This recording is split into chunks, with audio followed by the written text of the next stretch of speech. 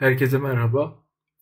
Almanya'nın zincir marketlerinden yine kendime aldırdığım Parkside marka Multitool setini, Multitool penseli aleti size tanıtacağım.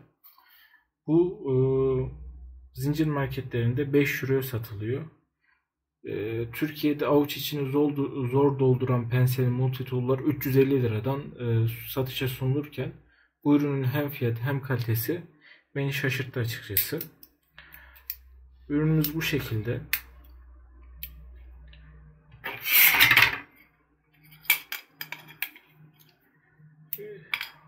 ...16 santim uzunluğu var. Şöyle de.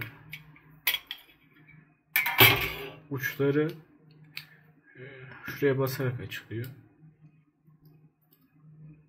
Böyle soda açma, düz tornavida ve burada bir adet testere ağzı mevcut bu tarafta. Diğer tarafta ise bıçağı, törpüsü ve düz ve yıldız tornavida ucu var.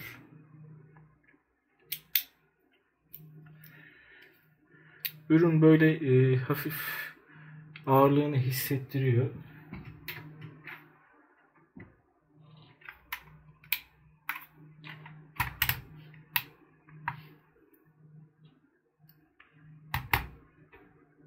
...267 gram... ...kılıfıyla 280 gram civarında.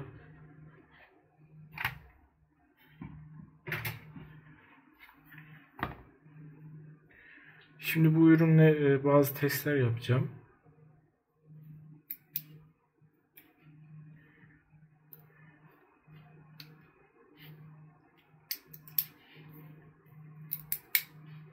En basitinden bir tane küçük tahta aldım. Bunu kesmeyi deneyeceğim testere ağzıyla.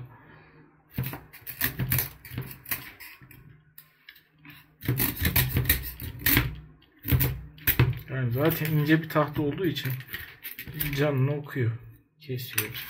Bunu bir de şöyle çift kat deneyelim.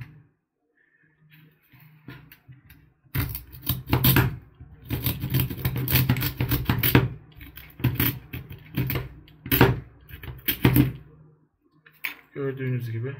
Yani kalın tahtada çok mecbur kalırsanız da işe yarayacağını düşünüyorum. Şöyle bir paraşüt ipim var. Bunu önce bu tarafla bir kesmeyi deneyeyim.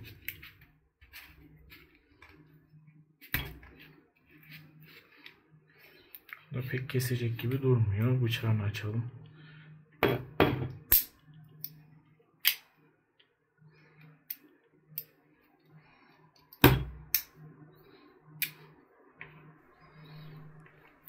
Bıçağı açıkçası çok keskin değil. Bunu birazdan kağıt kesme testinde de göreceksiniz. Keskin değil ama ne kadarlık bir bütçede nasıl bir performans bekliyoruz? Bence bu önemli. Kesmekte zorlanıyor.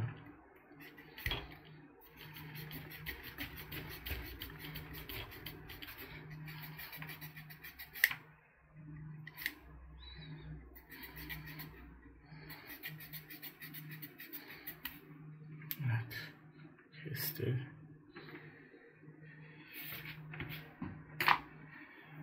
Bir tane şöyle jüt halatımız var. Bundan da bir parça kesmeye çalışalım. Bunu daha kolay kesti.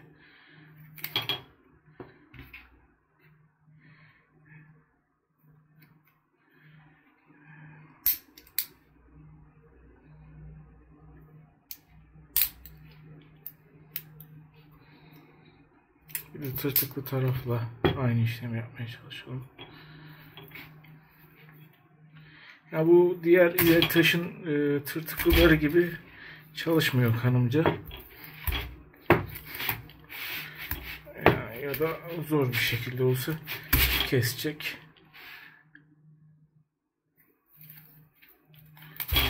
Evet. Parçalaya parçalaya olsa da kesti.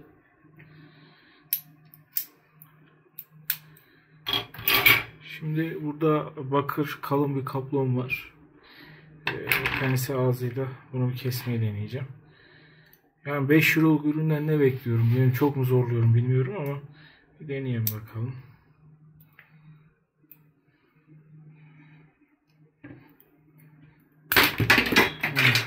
Aslında çok zorlanmadan kesti.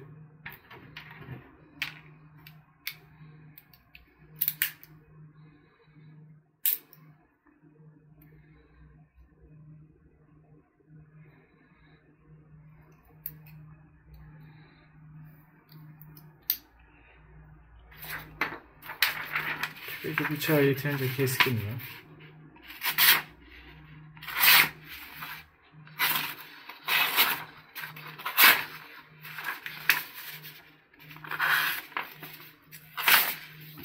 Daha çok koparıyor gibi.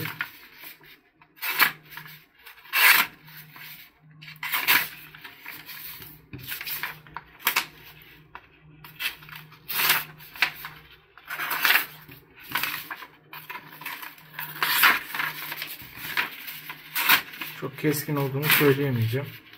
Yani. Ama idare eder. En azından meyve falan soyabilirsin. Daha kaba işler. Ama aşırı keskin değil.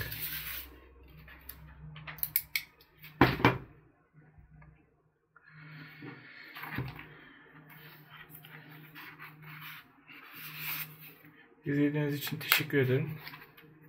Kanalıma abone olmayı unutmayınız.